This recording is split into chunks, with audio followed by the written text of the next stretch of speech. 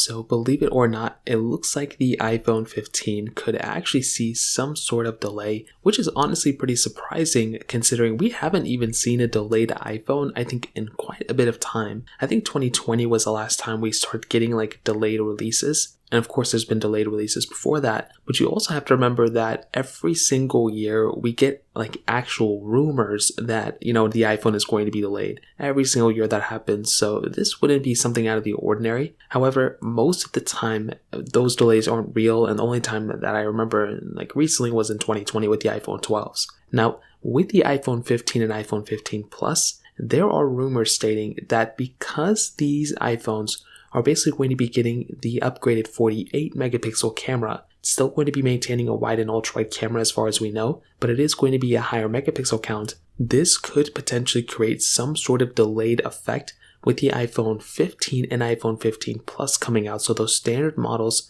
there could be delays there. Now, I'm kind of okay with that, to be honest. I think most people out there, I'm not like insanely okay with that, but if you remember, Apple does kind of do some sort of a staggered release with a lot of their iPhones. I think last year they released the iPhone 14 Plus and the iPhone like 14 Pro Max at later dates. So it's totally okay. We've seen this time and time again. And I think in this day and age, for them to go ahead and drop an iPhone and then for them to go and kind of, have another iPhone that releases maybe a little bit after, I actually prefer that. Because if people are reviewing or comparing those iPhones, they can kind of have some sort of like staggered release and they can kind of review some. And then by the time they're kind of done with those, they can review the other ones. I've always loved that so much more rather than having all the iPhones at one time. But as a consumer and as a customer, I do actually like having all those iPhones available for me at one time, because if Apple releases the expensive iPhones first, like the 15 Pros, and they release the cheaper 15 and 15 Plus separately, well, that can cause some problems for some people, because if they wanted to go ahead and buy like the most expensive, if they wanted to buy a cheaper iPhone, they're going to have to wait.